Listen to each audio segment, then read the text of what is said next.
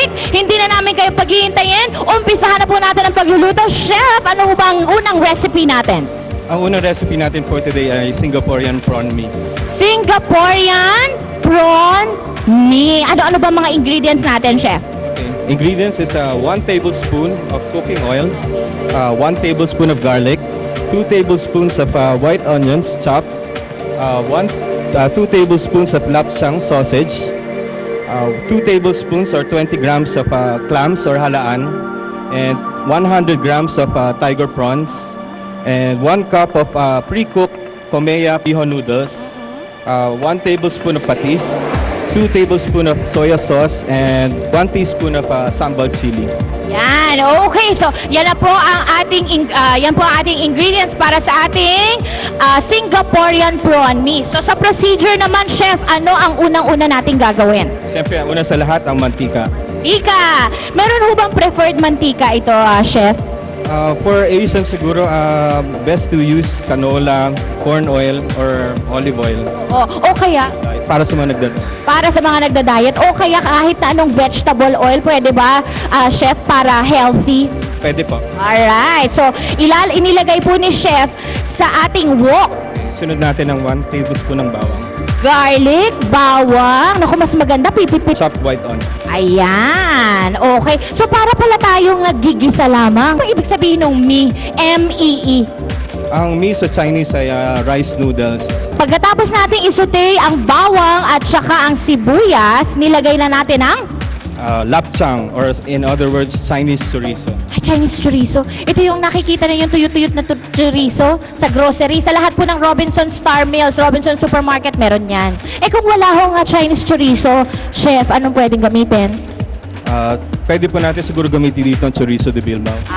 Okay. Pero siguro mas konti lang kasi mas flavorful ang chorizo de Bilbao. So pagkatapos nating ilagay ang mga Chinese chorizo, sinunod ni Chef ang prawns. Naku, ang sarap niya. Naku, favorite ko ang prawns. Ilagay na ni Chef ang ating halaan. Ay naku, Chef, tawag dito, hindi na natin lulutuin ng mabuti. Kailangan natin maging orange yung prawns para it will indicate na cook na siya. Luto na kunwari yan, medyo malasado na, medyo luto, half cook. Inilagay na ni Chef ang ating Komea bihon. Mga ilang minuto mo binabad itong Komea bihon, Chef? Napakabilis po, siguro mga 1 to 2 minutes. Okay, sinunod ko yung patis at 2 tablespoons of soya sauce, light soya sauce. Patis at saka light soya sauce. Kaya naman light kasi bakit nga ba tinawag na light yun, Chef? May kinalaman niyo sa flavor. And ngayon kung wala kayong light soya sauce, pwede niyong i-reduce yung 2 tablespoon to 1 teaspoon of ordinary soya sauce na mabibili sa palengke at supermarket. Alright. I think it has a relationship, it has a connection with the sodium content, no? Kaya tinawag na light. Ano naman yan, Chef? Ito yung tinatawag na sambal chili. Now, this is what makes this dish very Singaporean because it's abundant in Singapore. Sambal chili. Ay naku, baka naman pupunta pa ho ng Singapore bago makabili ng sambal chili. Ay, hindi naman po. Available po ito sa local supermarkets po natin. Lalong-lalo na dito sa Robinson Supermarket. Konti lang naman yan kaya one bottle will go a long way. So, basically, Chef, halo-halo lang ito no? Yes, very quick cooking and para sa mga nagmamadali, ito po yung the best po na food natin. Pwede po pang merienda, pwede rin pang dinner na po. Pwedeng pang merienda, pwede pang dinner. Naku, social, may merienda lang ang sugpo. Parang gusto ko na lang yata pang hapunan o pang tanghalian. So, okay na ba yan, Chef? So, i-transfer na natin sa ating dish para matin. Luto na! So, tingnan nyo, wala pang 10 minutes, luto na ang ating Singaporean prawn mee. Wow! Very good. Ito na po ang ating finished product. Ang ating Singaporean prawn mee. Let's recap the ingredients for Komea Singaporean prawn mee.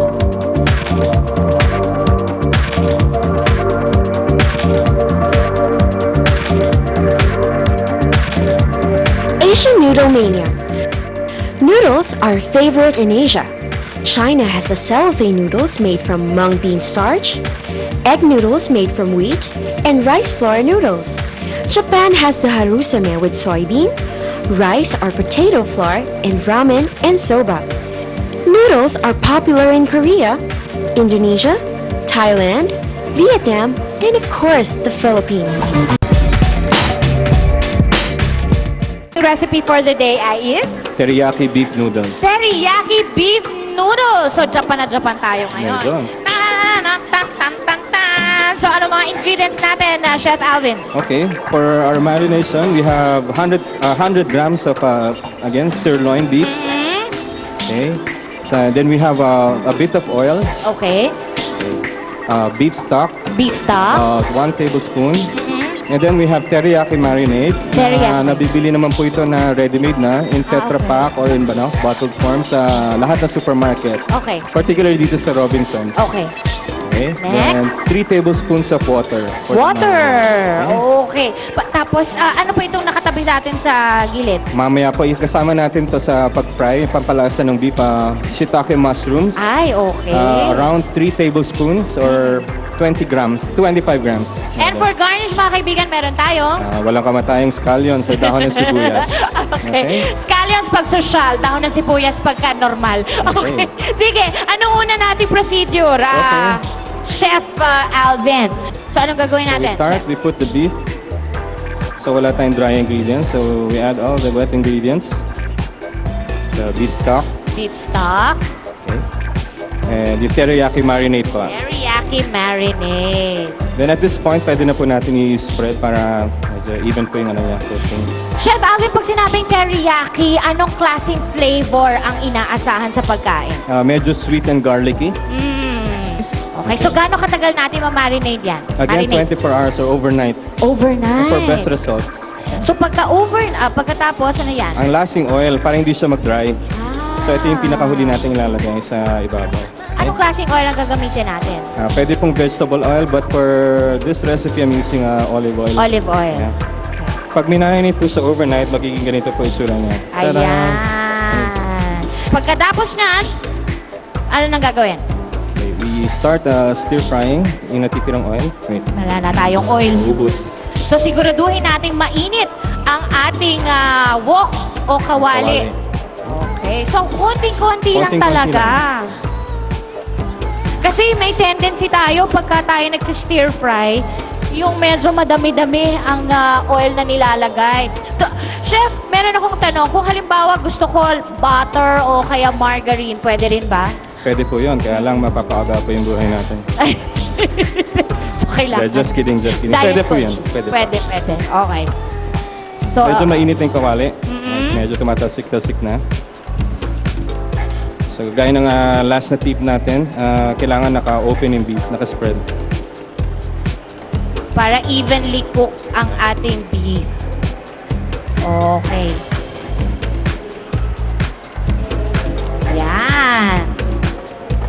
And at this point, pwede na natin ihalo yung shiitake mushrooms. May nabibili po ito na dehydrated. Ibababad niya lang po sa tubig ng 2 minutes, mga hot water. For 2 minutes and magiging ganito na siya. Anong ginagawa ng shiitake mushroom sa recipe natin? Very rich in flavor po ang shiitake mushrooms among all other mushroom varieties. Vietnamese glass noodles. Oo, pang-topping din ito. Topping din po yung gagawin natin. But this time, gagamitin po natin yung isang variety ng 3Q Komea, palabok. Palabok. variety. Pakita na natin yung itsura, ha? Okay. Chef, kunin ko na to.